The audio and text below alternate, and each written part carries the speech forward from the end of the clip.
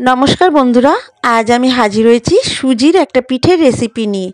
এই পিঠেটা এত নরম তুলতুলে হয় আর খেতে এত অসাধারণ হয় যে আপনারা বাড়িতে বানিয়ে না খেলে বুঝতে পারবেন না। আপনাদের কাছে অনুরোধ রইল পুরো ভিডিওটা দেখার, আর এইভাবে যদি আপনারা বাড়িতে বানান, খেয়ে কেমন লাগলো আমাকে কমেন্টসে জানাতে ভুলবেন না। পিঠেটা মাত্র কয়েকটি উপকরণ দিয়ে, বাড়িতে থাকা কয়েকটি উপকরণ দিয়ে বানানো যায়। এই পিঠেটা বানাবার জন্য বেশি কিছু লাগে না। তাহলে চলুন শুরু করি আমার আজকের সুজির পিঠের রেসিপি। আমি গ্যাসের উপরে একটা কড়াই বসিয়ে দিয়েছি। কড়াইতে আমি 2 কাপ জল দিয়ে দিলাম। এখানে এই কাপ মেপেই সমস্ত কিছুটা দিতে হবে। জলটাকে হালকা একটু গরম করে নেব। জলটা হালকা গরম হয়ে গেলে এতে দিয়ে দেব 1 চামচ মতো ঘি। ঘিটা দিয়ে জলের সাথে খুব ভালোভাবে মিশিয়ে নিতে হবে। দেখুন ঘিটা একদম মিশে গেছে। এবারে আমি এখানে দিয়ে দেব ওই কাপেরই 1 কাপের থেকে একটু কম চিনি। মিষ্টিটা আপনারা যে যার স্বাদ অনুযায়ী দেবেন, যে যেমন মিষ্টি পছন্দ করেন তেমন দেবেন। আমি চিনিটা খুব ভালোভাবে জলের সঙ্গে মিশিয়ে নেব। দেখুন চিনিটা একদম জলের সঙ্গে যখন মিশে যাবে তখন দিয়ে দিতে হবে ওই কাপেরই থেকে আরেকটু ছোট কাপের 2 কাপ সুজি। সুজিটা দিয়ে অনবরত নাড়তে হবে, নাহলে সুজিটা দলা পেকে যাবে। সুজিটা দিয়ে কিন্তু অনবরত নাড়াচাড়া করতে হবে। এই কাজটা খুব ধৈর্য সহকারে করতে হবে। একদম নাড়ানো বন্ধ করলে চলবে না, তাহলে সুজিটা দলা পেকে যাবে। এইরকম নাড়াচাড়া করতে করতে আমি সুজিটার একটা সফট ডো তৈরি করে নেব প্রথমে। দেখুন ডোটা আমার তৈরি হয়ে এসেছে। ডোটা কিন্তু খুব শক্তও হবে না, আবার খুব নরমও হবে না। ঠিক এইরকম একটা সফট ডো তৈরি করে নিতে হবে। ডোটা যত সফট হবে পিঠেটাও খেতে তত নরম তুলতুলে হবে। ডোটা আমার রেডি হয়ে গেছে। এবার এটাকে একটা প্লেটে নামিয়ে নিয়েছি। নিয়ে একটু খুন্তি দিয়ে আমি নাড়াচাড়া করে ঠান্ডা করে নেব। এখন হাত দেওয়া যাবে না, একটু ঠান্ডা হলে, দেখুন একটু ঠান্ডা করে নিয়েছি। এবার হাতে আমি ঘি মাখিয়ে নেব। হাতে ঘি মাখিয়ে নিয়ে এইভাবে মেখে নিয়েছি। ডোটাকে খুব ভালোভাবে মেখে নিতে হবে। খুব ভালোভাবে মাখা হয়ে গেলে আবারও হাতে ঘি মাখিয়ে নিয়ে এই ডো থেকে অল্প অল্প করে নিয়ে এইভাবে হাত দিয়ে আঙুলের সাহায্যে এইভাবে নিয়ে ছোট ছোট আকারে এইভাবে গড়ে নিয়েছি। এই পিঠেটার একটাই সুবিধে, এতে কোনো পুর লাগে না, পুর ভরতে হয় না। এইভাবেই পিঠেটা বানানো যায়, আর পিঠেটা খেতেও খুব দারুণ লাগে।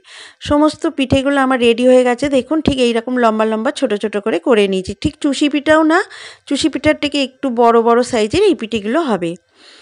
এবারে আমি গ্যাসের উপরে আবারও একটা কড়াই বসিয়ে দিয়েছি। দিয়ে আমি এখানে আগে থেকে জাল করে নেওয়া 1 লিটার দুধ দিয়ে দিলাম। দুধটাকে একটু ভালোভাবে গরম করে নেব। এই দুধটা আগে থেকেই জাল করা ছিল আমার। দুধটা যেই হালকা একটু ফুটে উঠবে, দেখুন দুধটা আমার ভালো মতো গরম করে হয়ে গেছে। এবারে দিয়ে দেব 4টে এলাচ। মুখটা ফাটিয়ে 4টে এলাচ দিয়ে দিলাম।